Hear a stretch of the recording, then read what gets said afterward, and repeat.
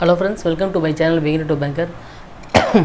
So இன்னைக்கு செஷனில் வந்து RRPPO லாஸ்ட் இயர் கேட்ட சம்ஸ் மட்டும் சால்வ் பண்ணலாம். அது எப்படி குயிக்காக அப்ரோச் பண்ணுங்கிற மெத்தட்ஸ் வந்து இந்த செஷனில் பார்க்கலாம். ஸோ கொஸ்டின்ஸ் போயிடலாம். ஸோ என்ன சொல்லியிருக்காங்கன்னா A and B can complete a piece of work in 9 days. Time taken by A alone to complete a work in 7.5 days less than time taken by B. How many days B alone to complete 2/9 of the work? அதாவது AB ரெண்டு பேர் சேர்ந்து ஒரு ஒர்க்கை வந்து 9 டேஸில் முடிக்கிறாங்க. And then ஏ என்ன சொல்லியிருக்காங்கன்னா ஏ வந்து தனியாக அந்த ஒர்க்கை வந்து பி எடுத்துக்கிற டயத்தை விட 7.5 டேஸ் கம்மி பண்ணி அவன் அந்த ஒர்க்கை முடிக்கிறான். அண்ட் தென் லாஸ்ட் என்ன கேட்டிருக்காங்கன்னா பி வந்து அந்த டோட்டல் ஒர்க்கில் 2/9 ஆஃப் த பார்ட்டை வந்து முடிக்கிறதுக்கு எவ்வளோ நாள் ஆகும்னு கேட்டிருக்காங்க. சரிங்களா? இது வந்து ரெண்டு மெத்தடில் சால்வ் பண்ணலாம். ஸோ ஃபஸ்ட்டு ட்ரெடிஷ்னல் மெத்தடில் சால்வ் பண்ணலாம். இப்போது ஏ அண்ட் பி ரெண்டு பேர் சேர்ந்து 9 டேஸில் ஒர்க் முடிக்கிறாங்க.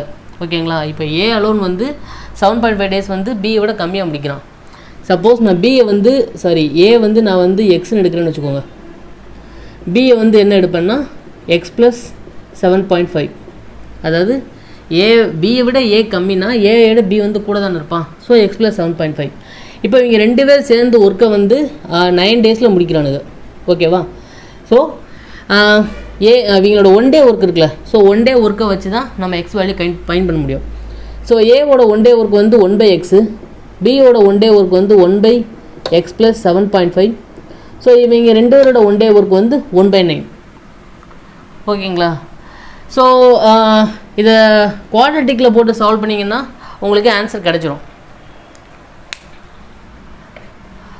பட் எக்ஸாம்ஸில் இந்த மாதிரி குவாட்ரட்டிக் அப்ரோச் போகும்போது கொஞ்சம் லென்த்தியாக போகும் இல்லையா? இது எப்படி ஷார்ட்டாக அப்ரோச் பண்ணுங்கிறத பார்க்கலாம்.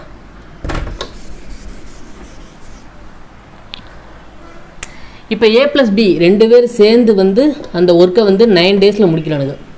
ஓகேவா? இப்போது டோட்டல் ஒர்க் எப்படி இருக்குன்னா கண்டிப்பாக இந்த 9ஓட மல்டிப்ளாக தான் டோட்டல் ஒர்க் இருக்கும். சரிங்களா? இது வந்து ஒரு கான்செப்ட்டு நல்லா புரிஞ்சுக்கோங்க. இப்போது A and B together can complete a piece of work in 9 daysனால் இவங்க ரெண்டு பேர் சேர்ந்து முடிக்கிற அந்த 9 டேஸில் முடிக்கிறானுங்கள்ல, அந்த டோட்டல் ஒர்க் வந்து கண்டிப்பாக 9ஓட மல்டிப்ளாக தான் இருக்கும். அப்படி இருந்தால் மட்டும்தான் அவங்களால அந்த இதை வந்து சால்வ் பண்ண முடியும், கம்ப்ளீட் பண்ண முடியும் ஒர்க்கை வந்து. டோட்டல் ஒர்க்கு தான் 9 மல்டிபிள். சரிங்களா? அவங்களோட எஃபிஷியன்சி கிடையாது. ஓகேவா? இப்போ இது வந்து ஹிட் அண்ட் ட்ரைல் மெத்தடில் செகண்ட் மெத்தடில் பார்ப்போம். இப்போ நான் என்ன செய்கிறேன், இந்த 9 இருக்குல்ல, ஸோ இந்த 9ஐ வந்து நான் வந்து 5ஆல் மல்டிப்ளை பண்ணிக்கிறேன். ஸோ எனக்கு வந்து டோட்டல் வந்து 45. அதாவது டோட்டல் ஒர்க்கு வந்து எனக்கு 45 யூனிட்ஸு. ஓகேங்களா? இது 5ஆல் தான் மல்டிப்ளை பண்ணணுமானா கிடையாது. 9ஓட மல்டிபிள் எதுவாக இருக்கலாம். 9, 18, 27, 36, 45 அப் டு 9ல் எந்த வேல்யூஸ்னாலும் நீங்கள் அசைன் பண்ணிக்கலாம். ஓகேங்களா? ஸோ நான் வந்து 45 யூனிட்ஸ் எடுக்கிறேன். அது ஏன்னு சொல்கிறேன். இப்போது என்ன சொல்லியிருக்காங்க, ஏ வந்து பியை விட ஒரு 7.5 டேஸ் லெஸ்ன்னு சொல்லியிருக்காங்களா. இப்போது நான் இந்த 5ஆல் மல்டிப்ளை பண்ணியிருக்கேன் பார்த்தீங்களா.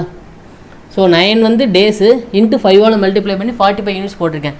இந்த 5 தான் ஏ அண்ட் பியோட டோட்டல் எஃபிஷியன்சி. சரிங்களா? இப்போது நீங்கள் 6 போட்டிங்கன்னா ஏபியோட டோட்டல் எஃபிஷியன்சி வந்து 6ன்னு இருக்கும். 3 போட்டிங்கன்னா ஏபி டோட்டல் எஃபிஷியன்சி 3ன்னு இருக்கும். சரிங்களா? அது நம்ம விஷ் தான். பட் நான் ஏன் இங்கே 5 யூனிட்ஸ் போட்டேனுங்கிறத சொல்கிறேன். இப்போது நான் வந்து 5ன்னு போட்டிருக்கேன், 5ஆல் மல்டிப்ளை பண்ணியிருக்கேன். So 9 × 5 45 units. இப்போது ஏக்கு வந்து நான் ஒரு வேல்யூ அசைன் பண்ணணும். அண்ட் தென் பிக்கு வந்து ஒரு வேல்யூ அசைன் பண்ணணும். ஸோ எனக்கு ஃபைனலாக 9 டேஸ்னு ஆன்சர் கிடைக்கணும். சரிங்களா? 9 டேஸ் கிடையாது. இவங்க ரெண்டு ஒரு டிஃபரன்ஸ் இருக்குல்ல, 7.5 டேஸ். சரிங்களா? அதாவது பி வந்து ஏ விட ஒரு 7.5 டேஸ் அதிகமாக தான் எடுத்திருக்கான். ஸோ அதனால தான் நான் ஃபஸ்ட்டு போட்டு ஏ வந்து செகண்ட் போட்டிருக்கேன். ஓகேங்களா? சப்போஸ் நீங்கள் ஏ இங்கே போட்டு பி இங்கே போட்டிங்கன்னா இங்கே மைனஸில் வரும். ஏன்னா அவனோட பியை விட இவன் லெஸ்ஸாக தான் எடுத்திருக்கான். ஸோ அந்த மைனஸை நான் அவாய்ட் பண்ணுறதுக்காக நம்ம இப்படி போட்டிருக்கோம். சரிங்களா? இப்போது இந்த பிக்கும் இந்த ஏக்கும் நான் ஒரு வேல்யூ அசைன் பண்ணணும். அது எப்படி அசைன் பண்ணணும்னா இவங்க ரெண்டு பேரோட டோட்டல் இருக்குல்ல, அந்த டோட்டல் வந்து 5 யூனிட்ஸ் இருக்குல்ல. ஸோ அந்த 5 வந்து நான் ஸ்ப்ளிட் பண்ணி அசைன் பண்ணணும். அப்படி பண்ணி எனக்கு கரெக்டாக ஃபைனல் ஆன்சர் வந்து நான் 7.5ன்னு கொண்டு வரணும். சரிங்களா? இது வந்து நான் உங்களுக்கு ப்ரொசீஜர் சொல்லிகிட்டு இருக்கேன் வேகமாக. பட் நீங்கள் வந்து இந்த மாதிரி சம் சால்வ் பண்ண உங்களுக்கு அந்த அப்ரோச் வந்து ஈஸியாக வந்துடும். ஓகே, இப்போ நான் 5 வந்து எப்படி ஸ்ப்ளிட் பண்ணலான்னா கண்டிப்பாக பாதியாக ஸ்ப்ளிட் பண்ண முடியாது. அது ஃபஸ்ட்டு. அது ஏன்னு கேட்டிங்கன்னா, ஏன்னா ஏ வந்து பியை விட 7.8 days லெஸ்ஸாக தான் நடந்திருக்கான். ஸோ பாதியாக பண்ண முடியாது. ஸோ பியோட எஃபிஷியன்சியை விட ஏவோட எஃபிஷியன்சி கண்டிப்பாக கூட இருக்கணும். அப்படி கூட இருந்தால் தான் அவனால் 7.8 days வந்து லெஸ் பண்ணி அந்த ஒர்க்கை முடிக்க முடியும். ஸோ நான் என்ன செய்கிறேன், பிக்கு வந்து நான் 2 அசைன் பண்ணுறேன், ஏக்கு வந்து 3 அசைன் பண்ணுறேன். ஸோ டோட்டல் 5 units ஆச்சா. ஸோ அப்படி பண்ணனா எனக்கு பிக்கு வந்து 22.5 days முடிப்பான், ஏ வந்து 15 days இந்த ஒர்க்கை முடிப்பான். ஸோ இவங்க ரெண்டை மைனஸ் பண்ணோம்னா எனக்கு 7.5 days கிடச்சிருச்சு. என்ன பண்ணுறேன்னு புரியுதுங்களா? அதாவது இந்த 5 எஃபிஷியன்சி இருக்குல்ல, இந்த 5 எஃபிஷியன்சியை வந்து நான் ஸ்ப்ளிட் பண்ணணும். ஏக்கும் பிக்கும் ஈக்குவலாக ஸ்ப்ளிட் பண்ண முடியாது. ஸோ அதனால் நான் 2, 3 ஸ்ப்ளிட் பண்ணுறேன். ஏன்னா இந்த கீழே டினாமினேட்டரில் இருக்குல்ல இந்த வேல்யூ வந்து கண்டிப்பாக மேலே இருக்கிற அந்த நியூமரேட்டருக்கு ஃபேக்டராக தான் இருக்கும். ஐ மீன் என்ன சொல்ல, டிவிசிபிளாக தான் இருக்கும். ஏன்னா நம்மளுக்கு ஹோல் வேல்யூ தான் கொடுத்துருக்காங்க 7.5 daysன்னு. இன்கேஸ் இந்த 8 1/3 days இல்லை 9 2/7 days இந்த மாதிரி கொடுத்துருந்தாலும் அது கொஞ்சம் டஃப்பாக இருக்கும். பட் நமக்கு ப்ரிலிம்ஸ் லெவலுங்களில் இந்த மாதிரி ஹோல் வேல்யூ தான் கொடுப்பாங்க. ஓகேங்களா? ஸோ நம்ம என்ன கண்டுபிடிச்சிருக்கோம், பியோட எஃபிஷியன்சி 2 கண்டுபிடிச்சிட்டோம், ஏவோட எஃபிஷியன்சி வந்து 3 கண்டுபிடிச்சிட்டோம். இவங்க என்ன சொல்லியிருக்காங்க, 2/9 of the ஒர்க்குன்னு சொல்லியிருக்காங்களா. ஸோ நம்மளுக்கு டோட்டல் யூனிட்ஸ் வந்து 45. ஸோ 45ல் 2/9 of the work and efficiency of B வந்து 1/2. ஏன்னா 2ஆல் டிவிசிபிள் பண்ணணும்ல. ஸோ அதனால் நான் 2 வந்து 1/2 எழுதியிருக்கேன். ஸோ 2 கேன்சல் ஆயிரும். 45/9 வந்து 5 days வந்துடும் ஆன்சரு. சரிங்களா? ஸோ நான் பிகினர்ஸ் யார் இருந்தீங்கன்னா உங்களுக்கு புரிஞ்சுக்கணுமேங்கிறதுக்காக தான் கொஞ்சம் லென்த்தாக சொல்லியிருக்கேன். பட் இது வந்து ஒரு ஹிட் அண்ட் ட்ரையல் மெத்தட் மாதிரி. ஓகேங்களா? இது வந்து நீங்கள் எக்ஸாம்ஸில் ஏன் 7.5 daysனால் இந்த 7.5 இந்த டேஸ்லாம் பார்க்கும்போது உங்கள் மைண்டில் 22.5 15 இந்த மாதிரி 22.5 × 3 சாரி × 2 45 15 × 3 45 இந்த மாதிரிலாம் நீங்கள் ப்ராக்டிஸ் பண்ண உங்களுக்கே ஆட்டோமேட்டிக்காக அது வந்து கிளிக் ஆகிடும். சரிங்களா? ஸோ அகைன் சொல்கிறேன், ஏ அண்ட் பி வந்து ஒர்க்கு 9 days முடிக்கிறாங்க. ஸோ டோட்டல் ஒர்க் வந்து எனக்கு கண்டிப்பாக 9 மல்டிப்ளாக தான் இருக்கணும். நான் என்ன செஞ்சுருக்கேன், இந்த 7.5 days இது வரதுக்காக நான் 5ஆல் மல்டிப்ளை பண்ணியிருக்கேன். அப்போ எனக்கு டோட்டல் வந்து 45 units ஆயிடுச்சு. ஸோ 45 பியோட யூனிட்டு மைனஸ் 45 ஏவோட யூனிட்டு, இந்த ரெண்டுக்கு டிஃபரன்ஸ் வந்து 7.5 days தெரிஞ்சிருச்சு. சரிங்களா? ஸோ பியோட இது வந்து நான் 2 எடுத்திருக்கேன், ஏ வந்து 3 எடுத்திருக்கேன், 7.5 டேலி ஆயிடுச்சு. இங்கே 2, 3 தான் எடுக்கணுமானா உங்கள் இஷ்டம் தான். அதாவது இந்த ரைட் சைடில் இருக்கிற 7.5க்கு ஈக்குவலாக நம்ம எஃபிஷியன்சி ஸ்ப்ளிட் பண்ணணும். அதான் கான்செப்ட். ஓகேங்களா? 45 பதில் வேறு ஏதாச்சும் நம்பர் வந்துச்சுன்னா நீங்கள் அதுக்கேற்ற மாதிரி இந்த ஃபேக்டர்ஸை வந்து அதை ஸ்ப்ளிட் பண்ண தெரிஞ்சிருக்கணும். சரி, ஓகேவா? இது வந்து ஒரு என்ன சொல்ல, ஒரு 4-5 சம் இதே டைப்பில் நீங்கள் சால்வ் பண்ணிங்கன்னா உங்களுக்கே ஆட்டோமேட்டிக்காக அது வந்துடும், எப்படி ஸ்ப்ளிட் பண்ணுங்கிறது மெத்தட் வந்து. சரிங்களா? So how many days B alone to complete 2/9 of the work தான் கேட்டிருக்காங்க. ஸோ 45ல் 2/9 வந்து 10, ஏவோட பியோட எஃபிஷியன்சி வந்து 2.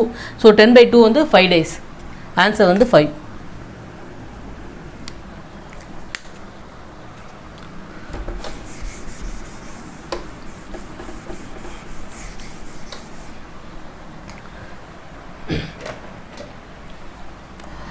ஸோ செகண்ட் சம் பாருங்கள். A vessel contains milk and water in the ratio வந்து 7:1.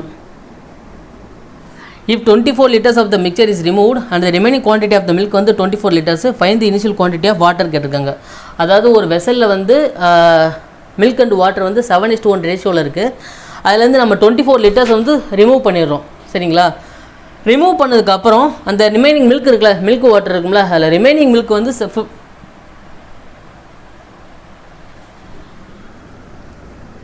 சாரி தப்பாக போட்டேங்க, வந்து 56 வரும். ஸோ நெக்ஸ்ட் சம் பாருங்கள். A vessel contains milk and water in the ratio 7:1.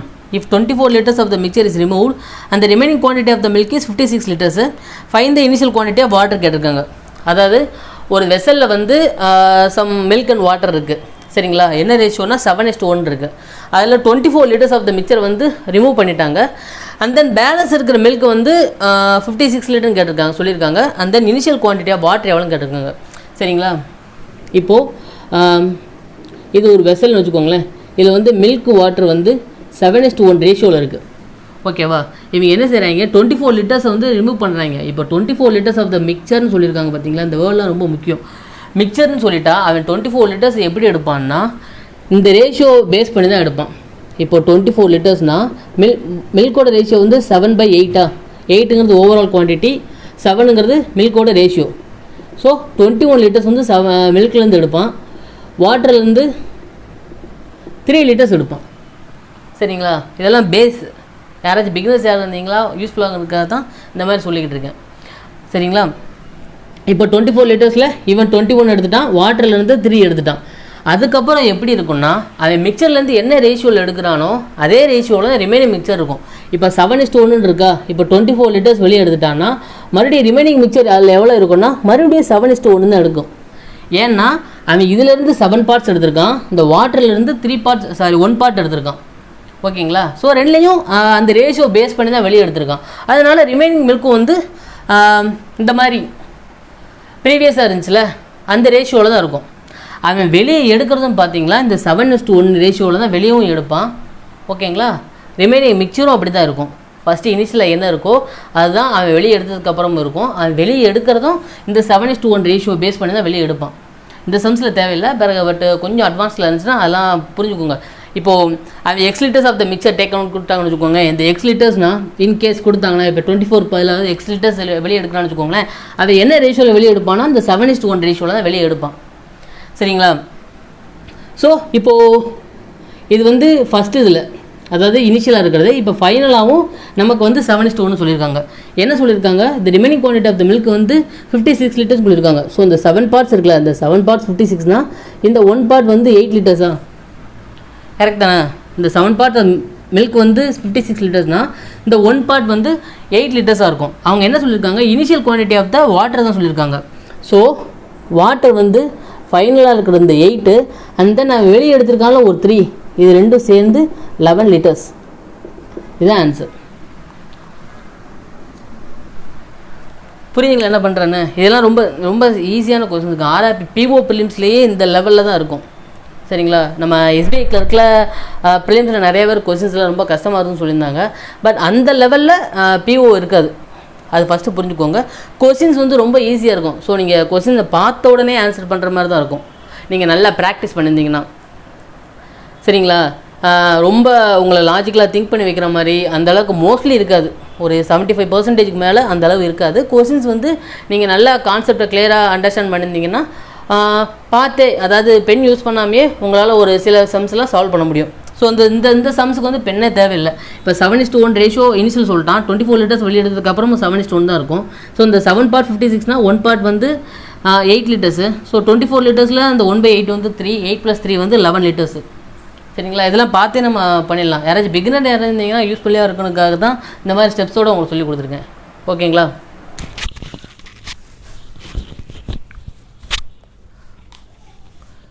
So இந்த சம் பாருங்கள். Ratio of ages of A and B is 8:9 after 4 years. If average ages of A and B is 47 years, find the difference between the ages of A and B present. அதாவது A and B 2 பேர் இருக்காங்க, அவங்களோட average age கொடுத்துருக்காங்க 47 இயர்ஸ்னு. And then 4 இயர்ஸ்க்கு அப்புறமா அவங்க ratio வந்து 8:9 இருக்குன்னு சொல்லியிருக்காங்க. ஸோ ப்ரெசென்ட்டில் அவங்க ஏஜ் டிஃபரன்ஸ் என்னென்னு கேட்டிருக்காங்க. ஸோ ஃபஸ்ட்டு ப்ரெசென்ட்டில் அவங்க ஏஜ் எவ்வளோ பார்த்தீங்கன்னா 47 × 2. அப்போது ப்ரெசென்ட்டில் ஏஜ் 2 பேரோட ஏஜ் வந்து 94. புரியுதுங்களா? ஆவரேஜ் தான் 47. சரிங்களா? டோட்டல் ஏஜ் வந்து A + B வந்து 94. இப்போ என்ன சொல்லியிருக்காங்க, 4 இயர்ஸ்க்கு அப்புறமா அவங்க ஏஜஸ் வந்து 8:9 இருக்க போகுன்னு சொல்லியிருக்காங்க. அப்போ 4 இயர்ஸ்னால் நம்ம ஃபஸ்ட்டு வெறும் 4 மட்டும் ஆட் பண்ணக்கூடாது. சரிங்களா? இப்போ AB 2 பேர் இருக்காங்கல்ல, 2 பேர் இருக்கிறதுனால 4 + 4 ஒரு எப்போ 8 இயர்ஸ் ஆட் பண்ணணும். புரியுதுங்களா? இதே மாதிரி இந்த ஏபிக்கு பதிலாக ABCD எத்தனை பேர் இருந்தாலும் சரி, இந்த மாதிரி 2 years after 2 years after 3 years இந்த மாதிரி கொடுத்தாங்கன்னா எத்தனை பேர் இருக்காங்களோ அத்தனை பேருக்கும் அந்த கரஸ்பாண்டிங் இயர்ஸ் வந்து ஆட் பண்ணணும். சரிங்களா? ஜஸ்ட்டு 4 இயர்ஸ்னு பார்த்த உடனே வெறும் 4 மட்டும் ஆட் பண்ணக்கூடாது. இப்போது ஆஃப்டர் 4 இயர்ஸ்க்கு அப்புறம் இவங்களோட ஏஜஸ் வந்து 1 or 2 ஆகிடுது. சரிங்களா? இப்போ ஏவோட ஏஜ் எவ்வளோ வரும்னா 1 or 2 × 8/17 இருக்கும். பியோட ஏஜ் வந்து 1 or 2 × 9/17 இருக்கும். 48 இயர்ஸ் வந்து ஏக்கு இருக்கும், பிக்கு வந்து 54 இயர்ஸாக இருக்கும். சரிங்களா? இப்போ 2 பேரோட ஏஜ் டிஃபரன்ஸ் தானே கேட்குறாங்க. So 54 - 48 6 years. நான் ஏன் ஃப்யூச்சர்லேருந்து அந்த 6 இயர்ஸை மைனஸ் பண்ணேன், ஏன் ப்ரெசென்ட்டில் கொண்டு போகலன்னா, இப்போது ஆஃப்டர் 4 இயர்ஸ்க்கு அப்புறம் அவங்களோட ஏஜ் இருக்குல்ல, என்ன டிஃப்ரென்ஸ் இருக்கோ அதே தான் பிஃபோரில் இருக்க போகுது. ஏன்னா 2 பேருக்குமே நான் கரஸ்பாண்டிங்காக 4 இயர்ஸ் ஆட் பண்ணியிருக்கேன். புரியுதுங்களா? ஸோ நீங்கள் இந்த மாதிரி சம்ஸுக்கு வந்து நீங்கள் ஃப்யூச்சர்லேருந்து மைனஸ் பண்ணலாம், ப்ரெசென்ட்லேருந்தும். இப்போ நீங்கள் 48 இருக்குல்ல, ப்ரெசென்ட்டில் கொண்டு போனீங்கன்னா 4 இயர்ஸ்க்கு முன்னாடி 44 இருக்கும். இவனுக்கு வந்து 54 4 இயர்ஸ்க்கு முன்னாடி 15 இருக்கும். ஸோ 44 - 50 வந்து எனக்கு 6 இயர்ஸ் தான் வரப்போகுது. புரியுதுங்களா? ஸோ இந்த மாதிரி சம்ஸுக்கு வந்து ப்ரெசென்ட்லேருந்தும் நீங்கள் அப்ரோச் பண்ணலாம், ஃப்யூச்சர்லேருந்து அப்ரோச் பண்ணலாம். அண்ட் தென் இந்த டைப் சம்ஸுக்கு வந்து நம்ம பென் பேப்பர் யூஸ் பண்ண தேவையில்ல, பார்த்தே சொல்லிடலாம். ஆவரேஜ் வந்து 47னா 47 × 2 94 ப்ளஸ் ஆஃப்டர் 4 இயர்ஸ்னால் +8 102. இது ரெண்டுக்கு ரேஷியோ டிஃபரன்ஸ் வந்து 9க்கும் 8க்கும் ரேஷியோ டிஃபரன்ஸ் வந்து 1. ஸோ 1/17 எவ்வளோ பார்த்தீங்கன்னா 102/17 வந்து 6 இயர்ஸ்னு ஃபஸ்ட் ஒரே ஸ்டெப்பில், அதாவது பார்த்தே போட்டுடலாம். ஸோ இந்த மாதிரி ரொம்ப ஈஸியாக தான் இருக்கும் கொஸ்டின்ஸ்லாம். ஆர்ஆர்பி பிஓலையும் சரி, ஆர்ஆர்பி ஆஃபீஸர்ஸ்லையும் சரி, இந்த அர்த்தமெட்டிக் ப்ராப்ளம்ஸ் வந்து ரொம்ப டஃப்பாக இருக்காது.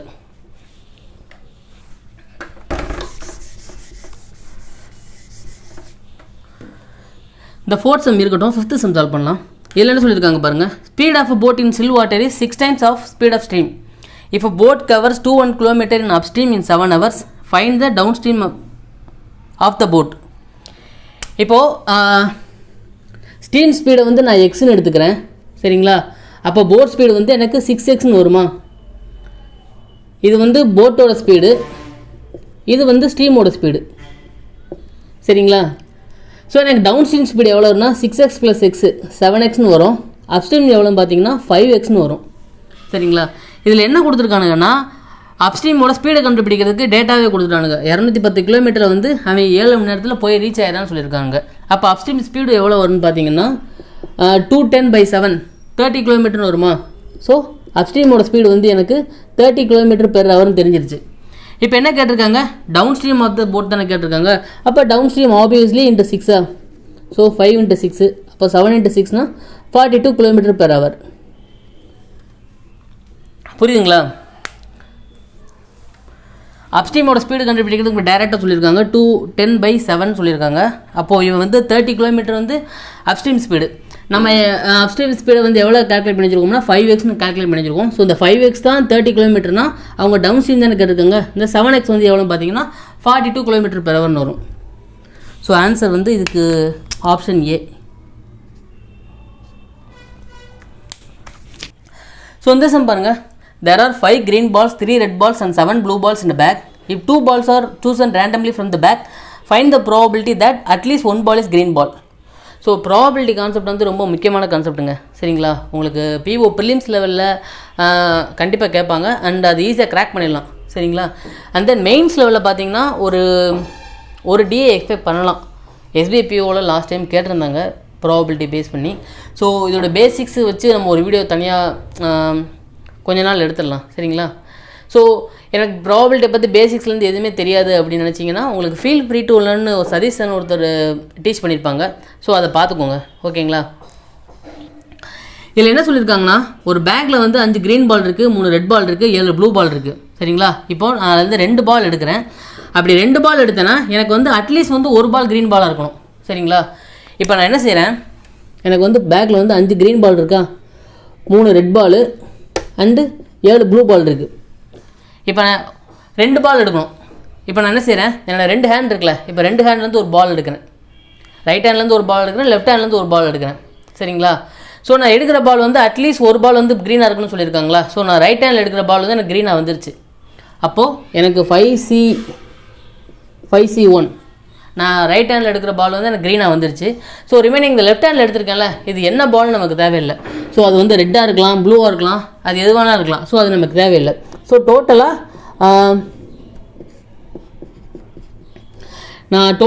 எனக்கு வந்து இப்போ நான் 2 பால் எடுத்துட்டேன். அதில் 1 பால் வந்து க்ரீனாக வந்துருச்சு, இன்னொரு பால் எதுவாலாம் இருக்கலாம், எனக்கு தேவையில்லை. ஸோ 15C2 இது வந்து ஃபஸ்ட்டு பாசிபிள் கேஸு. இப்போ செகண்ட் பாசிபிள் எப்படி இருக்கலாம்னா, நான் எடுக்கிறேன்ல 2 கையில் எடுக்கிறேன்ல பால், இது ரெண்டுமே க்ரீனாக இருக்கலாம். ரெண்டுமே க்ரீனாக இருக்கலாம்னா எனக்கு நான் எடுக்கிற 2 பாலும் க்ரீன் ஆகிடுச்சு. So 15C2. ஸோ இது பண்ணிங்கன்னா 5 10 50 15 upon 210 105 50/105 வரும், சரிங்களா. இந்த கேஸில் வந்து 10/105 வரும். ஓகே, இப்போ ஃபஸ்ட்டு பாசிபிளில் வந்து 50/105 இருக்குல்ல, இதுக்கு என்ன அர்த்தம்னா நான் 2 கையில் பால் எடுத்திருக்கேன். ஒரு கையில் வந்து க்ரீன் பால், அதாவது அட்லீஸ்ட் ஒன்று சாட்டிஃபை ஆயிடுச்சு. இன்னொரு கையில் இருக்கிற பால் வந்து எதுனாலும் இருக்கலாம். ஸோ ஃபஸ்ட் பாசிபிள் வந்து எனக்கு 50/105 வந்துருச்சு. ஆர் நான் 2 கையில் எடுத்திருக்கேன்ல, 2 கையில் இருக்கிற பால் ரெண்டுமே க்ரீன் பாலாக இருக்கணும். ஸோ அதுக்கு பாசிபிள் என்னன்னு பார்த்தீங்கன்னா 10/105. அப்போது 60/105 வருமா டோட்டலாக. ஸோ ப்ராபபிலிட்டி இது பண்ணிங்கன்னா 4/7. ஸோ ஃபைனலாக நமக்கு அவுட்கம் ப்ராபபிலிட்டி எவ்வளோ இருக்குன்னா 4/7 இருக்கும். ஓகேங்களா. ஸோ அந்த அண்டு கான்செப்ட்னா ப்ளஸ்ஸு, ஆர் கான்செப்ட்னா ப்ளஸ்ஸு, அண்டு கான்செப்ட்னா மல்டிப்ளிகேஷனு, இதெல்லாம் பேசிக்ஸ் தெரிஞ்சு வச்சுக்கோங்க கண்டிப்பாக. ஓகேங்களா. இந்த சம் பாருங்கள் என்ன சொல்லியிருக்காங்கன்னா, ஒரு ட்ரெயின் வச்சு ஒரு ப்ராப்ளம் கொடுத்துருக்காங்க. லாஸ்ட் இயர் பியூவில் கேட்ட பியூ எக்ஸாம்ஸில் கேட்ட கொஸ்டின் இது. என்ன சொல்லியிருக்காங்கன்னா, 440 meters long train passes a platform in 80 seconds. If the speed of the train increases by 3 meters per second, then it will cross a pole in 22 seconds. Find the length of the platform. அதாவது ஒரு 440 meters long train வந்து ஒரு பிளாட்ஃபார்மை cross பண்ணுறதுக்கு வந்து 80 seconds ஆகுதான். அதே train வந்து அதோட ஸ்பீடை வந்து ஒரு 3 meters per second எக்ஸ்ட்ரா போச்சுன்னா ஒரு ஸ்டாண்டிங் போலை கிராஸ் பண்ணுறதுக்கு 22 seconds ஆகுதான். இப்போது பிளாட்ஃபார்மோட லென்த் என்னென்னு கேட்டிருக்காங்க. இதில் நம்ம என்ன தெரிஞ்சுக்கணும்னா, இப்போது ஒரு போல் இருக்குது, ஒரு மேன் இருக்கும், அந்த மாதிரி இதை கிராஸ் பண்ணும்போது நம்ம அவங்களோட லென்த்தை பற்றியோ இல்லை அவங்களோட டிஸ்டன்ஸை பற்றியோ நமக்கு தேவையில்லை. சரிங்களா. இன்கேஸ் ஒரு ட்ரெயின் வந்து இன்னொரு ட்ரெயினை கிராஸ் பண்ணுதுன்னு வச்சுக்கோங்களேன், ஆர் இன்னொரு பிளாட்ஃபார்மை கிராஸ் பண்ணுதுன்னா அந்த பிளாட்ஃபார்ம் லென்த்தும் அந்த ட்ரெயினோட லென்த்து நமக்கு தேவை. ஸோ இதை வந்து நம்ம ஃபஸ்ட் இதுலேருந்து போகாமல் செகண்ட்லேருந்து போவோம். சரிங்களா. இப்போ என்ன செஞ்சுருக்காங்க, அந்த ட்ரெயினோட லென்த்து நமக்கு தெரியும் 440 meters. சரிங்களா. நான் என்ன செஞ்சுக்கிறேன், ட்ரெயினோட ஸ்பீடை வந்து நான் எக்ஸ்ன்னு அஸ்யூம் பண்ணிக்கிறேன். ஓகேவா. இப்போது இந்த ட்ரெயினோட ஸ்பீடு வந்து ஒரு 3 meters per second எக்ஸ்ட்ரா ஆச்சுன்னா இது டைம் டேக்கன் எவ்வளோ வரும்னா 22 seconds ஆகும்னு சொல்லியிருக்காங்க. சரிங்களா. ஸோ இதை கேன்சல் பண்ணிங்களா உங்களுக்கு ட்ரெயின் ஸ்பீடு கிடச்சிருமா, 22 20. ஸோ எக்ஸோட வேல்யூ வந்து எனக்கு 17 கிடச்சிரும், 17 meters per second கிடச்சிரும். சரிங்களா. இதில் எல்லாமே நம்மளுக்கு மீட்டர் per seconds கொடுத்துருக்காங்க. இன்கேஸ் கிலோமீட்டர் பெர் ஹவரில் கொடுத்துட்டாங்கன்னா நீங்கள் மீட்டர் per second ஆகிறதுக்கு அந்த 5/18 ஆறு மீட்டர் per second வந்து கிலோமீட்டர் ஹவர் கேட்டாங்கன்னா 18/5. இதெல்லாம் பேசிக்ஸ், இதெல்லாம் கற்றுக்கோங்க. சரிங்களா. இப்போது நமக்கு ட்ரெயின் ஸ்பீடு வந்து 17 meters per second தெரிஞ்சிருச்சு. அண்ட் இப்போ ஃபஸ்ட்டு இதில் அப்ரோச் பண்ணலாம். இப்போ 440 meters லாங் ட்ரெயின் ஒரு பிளாட்ஃபார்மை வந்து 80 seconds கிராஸ் ஆகுது. இப்போது நான் என்ன செய்கிறேன், 440ங்கிறது ட்ரெயினோட லென்த்து ப்ளஸ் இந்த பிளாட்ஃபார்மோட லென்த் எனக்கு தெரியாதுல்ல, ஸோ நான் அதை பீன்னு அஸ்யூம் பண்ணிக்கிறேன். இது எவ்வளோ நேரம் ஆகுதுன்னா ட்ரெயினோட ஸ்பீடு மட்டும் தான் நமக்கு தேவை. சரிங்களா. ஸோ 17 × 80. ஓகேங்களா. இது வந்து ட்ரெயினோட லென்த்து பிளாட்ஃபார்மோட லென்த்து பை ட்ரெயினோட speed equal to time taken. சரிங்களா. Speed is equal to distance by time, எல்லாம் ஃபார்முலா. ஓகேங்களா. இப்போது பியோட வேல்யூ ஈஸியாக கண்டுபிடிச்சிடலாம். ஸோ 17 × 80னா 80 1360 மைனஸ் 440. ஸோ பிளாட்ஃபார்மோட லென்த்து வந்து 920 மீட்டர்னு வரும். இருக்கா. பிளாட்ஃபார்மோட லென்த்து 920 மீட்டர். சரிங்களா. இது வந்து ரொம்ப ஈஸியான சம் தான், ரொம்ப யோசிக்கிற மாதிரிலாம் இல்லை. ஸோ பேசிக்ஸ் யாருக்கும் தெரிஞ்சுங்கிறதுக்காக அது மாதிரி போட்டிருக்கேன். பட் நம்ம கொஞ்சம் அந்த ட்ரெயின் ப்ராப்ளம் நிறையா சால்வ் பண்ணி வச்சுருந்தீங்கன்னா இதை நீங்கள் பார்த்து கூட சால்வ் பண்ணிடலாம்.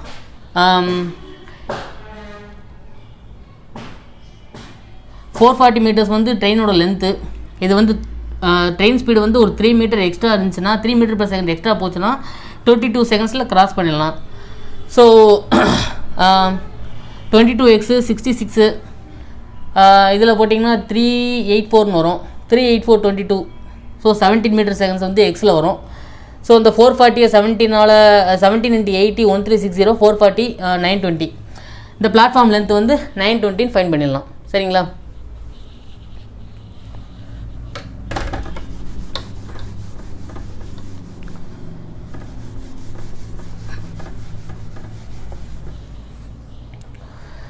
ஸோ நெக்ஸ்ட் சம் பாருங்கள். Selling price of an article becomes 2160 after giving two successive discounts of X% and 25%, and the mark price of the articles is rupees 3600. Find the cost price of the article and the profit is X%. Okay. அதாவது ஒரு article இருக்குது, அந்த ஆர்டிக்கலோட mark price வந்து 3600 சொல்லியிருக்காங்க. அதை வந்து 2 டிஸ்கவுண்ட்டில் கொடுக்குறாங்க கஸ்டமருக்கு. என்னென்ன டிஸ்கவுண்ட்னா 25% ஒன்று, X% ஒன்று டிஸ்கவுண்ட்டில் கொடுக்குறாங்க. அப்படி கொடுத்ததுக்கப்புறம் கஸ்டமர்கிட்ட செல் பண்ணுற வேல்யூ வந்து 2160. சரிங்களா? இப்போது இந்த டிஸ்கவுண்ட் இருக்குல்ல, இந்த டிஸ்கவுண்ட் X%ம் ப்ராஃபிட் ஆன் X%ன்னு ஈக்குவல்னு சொல்லிட்டாங்க. ஓகேங்களா? இப்போது என்னோடய மார்க் ப்ரைஸ் வந்து நான் 3600. இப்போ சக்ஸஸிவ்னா இந்த ஃபஸ்ட்டு 25 எடுக்கலாம், ஆர் எக்ஸ் எடுக்கலாம், இதெல்லாம் நம்ம விஷ் தான். சரிங்களா? ஸோ நான் 25% வந்து டிஸ்கவுண்ட் கொடுத்துட்டேன். ஸோ 25% டிஸ்கவுண்ட் கொடுத்துட்டேன்னா பேலன்ஸ் வந்து 75% இருக்குமா? ஸோ 3600ல் 75% வந்து 2700. ஓகேங்களா? இப்போ 2700ல் இன்னொரு டிஸ்கவுண்ட் கொடுக்குறேன், அது என்னன்னு எனக்கு தெரியாது. ஸோ நான் அதை 100 - Xன்னு வச்சுக்கிறேன். ஃபைனல் வேல்யூ எனக்கு வந்து 2160 வருது. ஓகேங்களா? ஸோ 0 கேன்சல் ஆகிடும். 72904 ஸோ 100 - X upon 100 = 4/5 வரும். ஸோ இதை கேன்சல் பண்ணால் 480 இங்கிட்டு போச்சுன்னா எக்ஸோட வேல்யூ வந்து 20. அதாவது செகண்ட் கேஸில் அந்த எக்ஸ் வேல்யூ வந்து நான் 20% ஃபைன் பண்ணிட்டேன். ஓகேங்களா? அண்ட் தென் என்ன சொல்லியிருக்காங்கன்னா ப்ராஃபிட் டு X% சொல்லியிருக்காங்க. ப்ராஃபிட் X%னா நம்ம எக்ஸ் 20 பாயிண்ட் பண்ணியிருக்கோம்ல. ஸோ அப்போ ப்ராஃபிட் வந்து 20%. நமக்கு என்ன தெரிஞ்சு சொல்லியிருக்காங்க, selling price of the article தான் சொல்லியிருக்காங்க. ஸோ அந்த 2160 என்னென்னா 120% வந்து 2160. ஏன்னா நம்ம 100%லேருந்து ப்ராஃபிட் 20% செல் பண்ணுறோம். ஸோ 120. ஸோ 120% வந்து 2160னா 100% எவ்வளோன்னு கேட்குறாங்க. காஸ்ட் ப்ரைஸ் தானே கேட்டிருக்காங்க. இந்த பாக்ஸில் போட்டிங்கன்னா ஃபினிஷ்ட் 1800 வரும். சரிங்களா? இதெல்லாம் ஃபார்முலா மெத்தடு, நீங்கள் ஒரே ஸ்டெப்பில் கூட போடலாம். இப்போ நான் 3600 இந்த 75% இருக்குல்ல, இதை வந்து நான் 3/4 எடுத்துக்கிடுவேன். ஸோ இந்த டிஸ்கவுண்ட் இருக்குல்ல, ஸோ டிஸ்கவுண்ட் வந்து நான் D/100 எடுத்துக்கிடுவேன். எனக்கு செல்லிங் ப்ரைஸ் தெரியும் 2160. இதை இங்கேருந்து மணிக்கு கேன்சல் பண்ணிங்கன்னா 72120 18 30 6 4/5 இங்கேயே ஃபைன் பண்ணிடலாம். ஸோ இந்த 4/5 அந்த 4/5 நீங்கள் வந்த உடனே உங்களுக்கு டிஸ்கவுண்ட் வந்து 20%னா மைண்டில் அது என்ன சொல்ல, இந்த எக்ஸாம்ஸில் நீங்கள் அந்த மாதிரி ஸ்டெப்ஸ்லாம் போடாமல் உங்கள் மைண்டில் நீங்கள் லாஜிக்கலாக யோசிக்கணும். சரிங்களா? ஸோ இதுவும் அப்படி தான். இப்போ 2700 இருந்ததுக்கப்புறம் 2160 கண்டிப்பாக 20% இருந்தால் மட்டும்தான் 4லேருந்து, அதாவது 2600லேருந்து 20% 540 கழிச்சா மட்டும்தான் நமக்கு அந்த யூனிட் டிஜிட் இருக்குல்ல 10th பிளேஸில் வந்து 60 வரும். சரிங்களா? இந்த 6 எப்போ வரும்? 4ஆல் மைனஸ் பண்ணால் தானே 6 வரும். ஸோ 540 ஆப்வியஸ்லி இருந்தால் மட்டும்தான் 2160 வரும். இதெல்லாம் சின்ன சின்ன ட்ரிக்கு.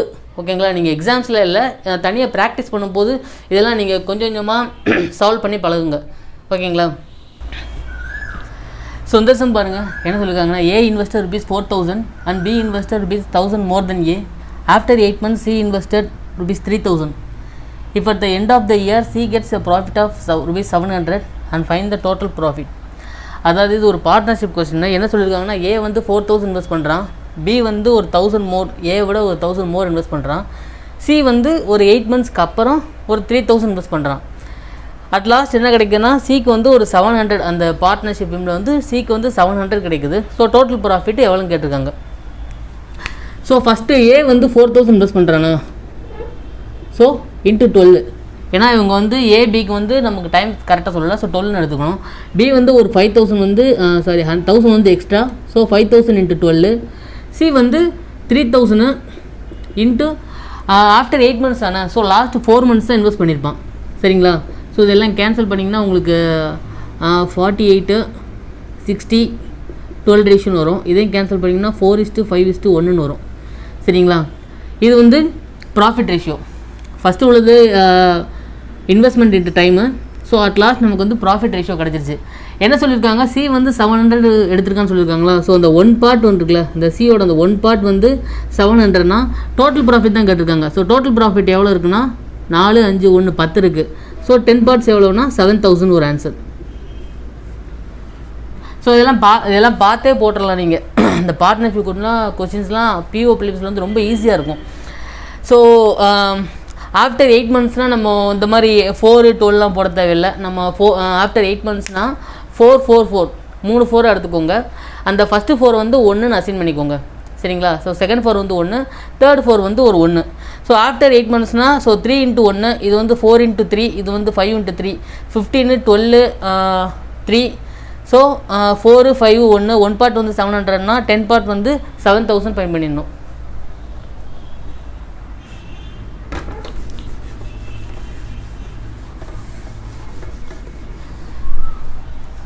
ஸோ நெக்ஸ்ட் பாருங்கள், ஒரு மென்சுரேஷன் ஒரு ப்ராப்ளம் கொடுத்துருக்காங்க.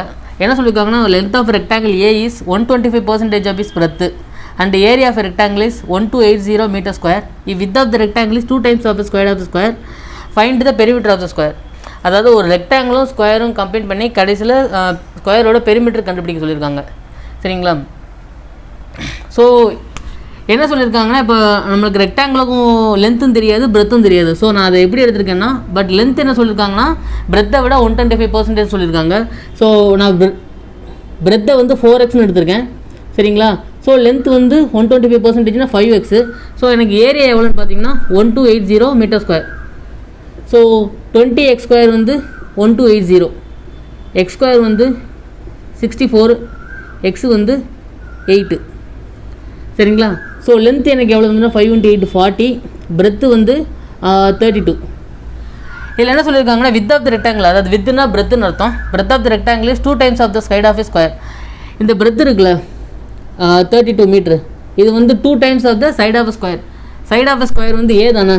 ஸோ ஏல வந்து 2 timesனா இது வந்து 2 parts வந்து 32னா 1 part வந்து 60னா. ஸோ பெரிமீட்டர் ஆஃப் ஸ்கொயர் தான் கேட்டிருக்காங்க. ஸோ 4a பெரிமீட்டர் ஆஃப் ஸ்கொயர்னா ஃபார்முலா 4a. 4a எவ்வளோன்னு பார்த்தீங்கன்னா 4 × 16, 64 மீட்டர்.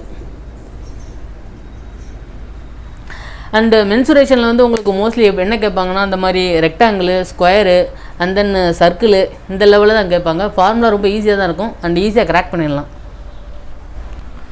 ஸோ லாஸ்ட் சம் பாருங்கள்.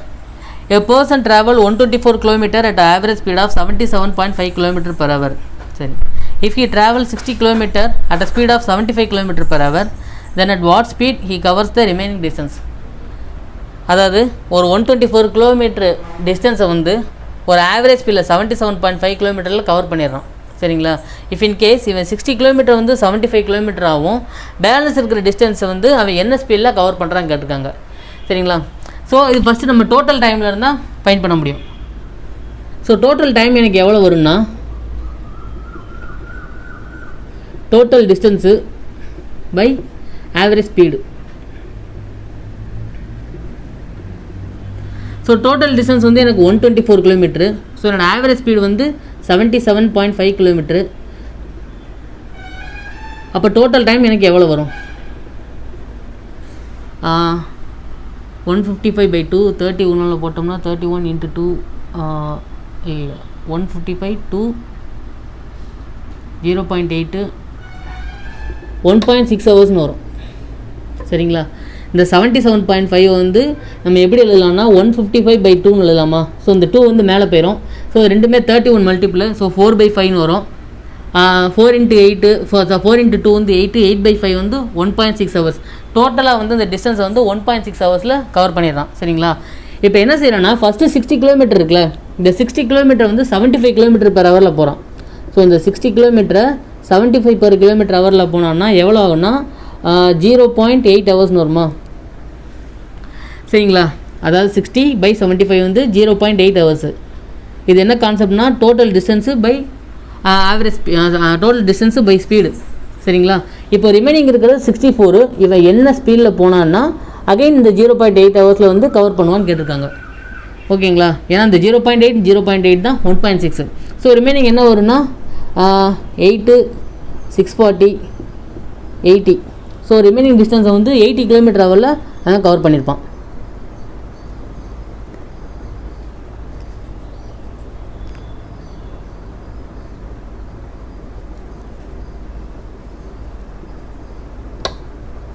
சரிங்களா.